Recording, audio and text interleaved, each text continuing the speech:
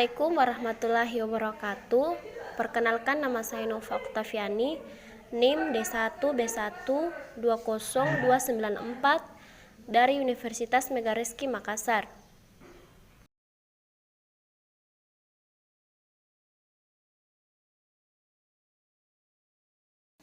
Yang pertama, apa itu pekerjaan kefarmasian?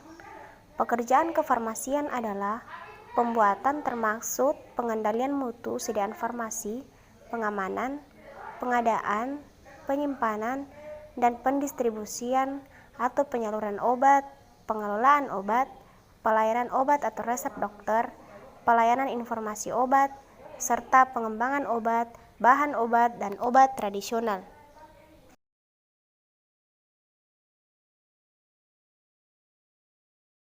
Adapun yang melakukan pekerjaan tenaga kefarmasian adalah apoteker dan tenaga teknis kefarmasian.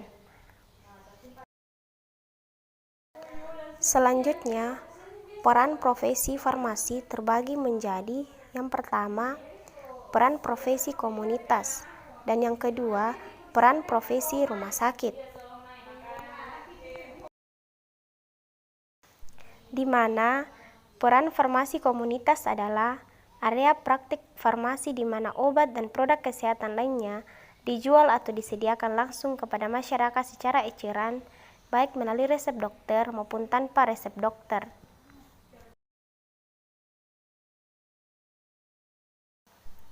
Adapun hal-hal yang dilakukan dalam peran farmasi komunitas adalah pertama, tanggung jawab pada obat yang tertulis pada resep pelayanan. Yang paling utama dari peran apoteker adalah informasi tentang obat yang seringkali diperlukan dan dibutuhkan oleh pasien. Untuk memberikan informasi yang benar tentang obat, seorang apoteker harus selalu berada di TKP atau tempat kegiatan penjualan dan pelayanan.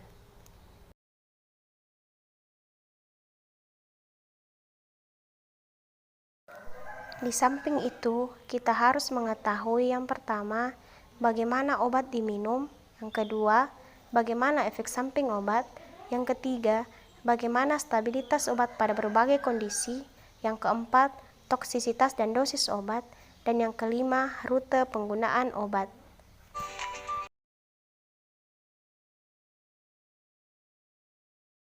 Kemudian yang kedua yang harus dilakukan dalam peran profesi farmasi di komunitas adalah tanggung jawab terhadap penjualan obat bebas. Tanggung jawab apoteker juga penting dalam kasus swamedikasi atau pengobatan sendiri ataupun penggunaan obat tanpa resep dokter, di mana apoteker wajib yang pertama menasehati pasien, yang kedua mengarahkan pasien.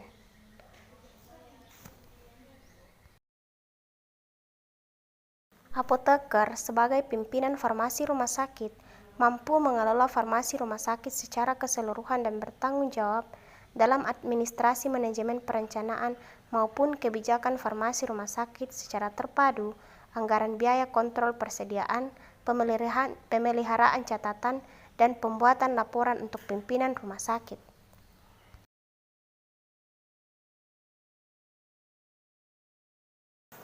Kemudian yang kedua adalah peranan dalam pengadaan perbekalan farmasi, dan yang ketiga adalah peranan dalam penyimpanan obat. Yang selanjutnya adalah peranan dalam distribusi obat. Yang kelima, peranan dalam kontrol kualitas obat. Yang keenam, peranan sebagai pusat informasi. Yang ketujuh, peranan dalam penerbitan formularium. Yang kedelapan, peranan dalam pendidikan. Yang kesembilan, peranan dalam penelitian. Dan yang terakhir adalah peranan dalam komunikasi, nasihat, dan konsultasi. Yang selanjutnya adalah pelayanan kefarmasian di apotek. Yang pertama, pelayanan resep. Adapun pelayanan resep meliputi screening resep. Yang kedua, persyaratan administrasi. Untuk persyaratan administrasi meliputi nama, SIP, dan alamat dokter, tanggal penulisan resep, tanda tangan atau paraf dokter penulis resep, nama, alamat, umur, jenis kelamin dan berat badan pasien, nama obat, potensi, dosis dan jumlah yang diminta, cara pemakaian yang jelas, dan informasi lainnya.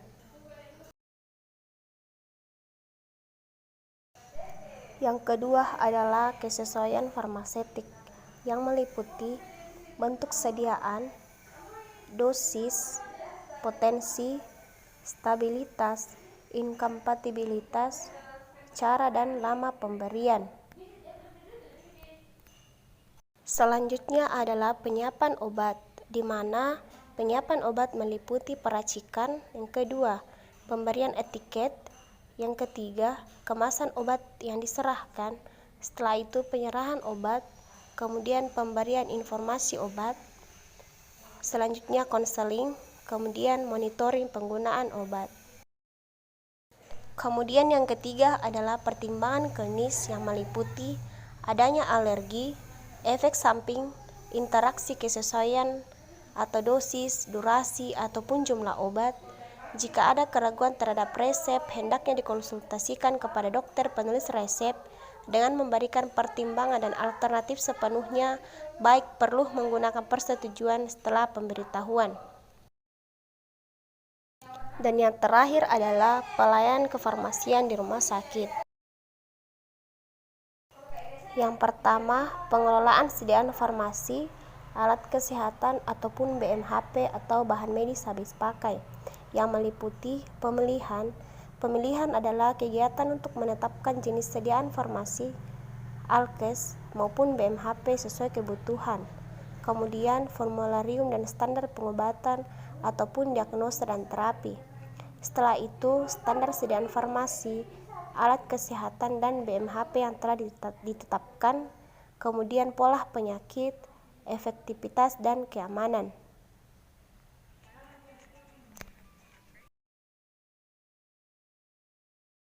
Yang keenam adalah pengobatan berbasis bukti, mutu, harga, dan ketersediaan di pasaran. Kemudian kita masuk ke dalam perencanaan kebutuhan. Selanjutnya sumbangan ataupun roping atau hibah.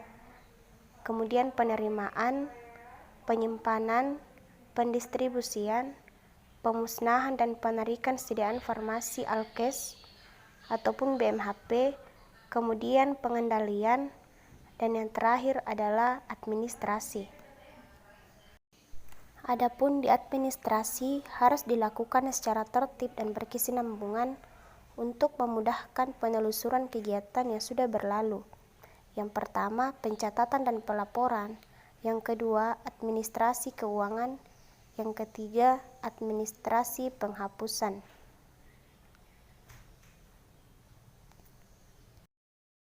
Selanjutnya adalah retail dan bisnis farmasi.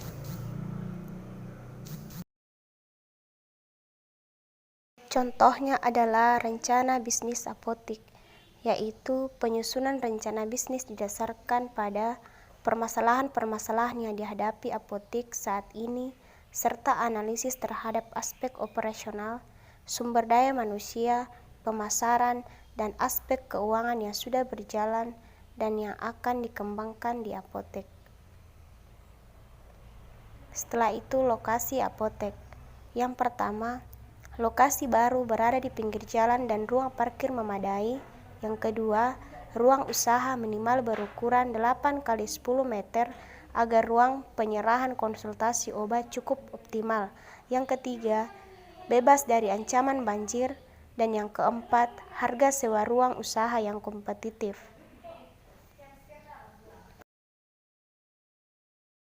Selanjutnya kita masuk kepada izin apotek.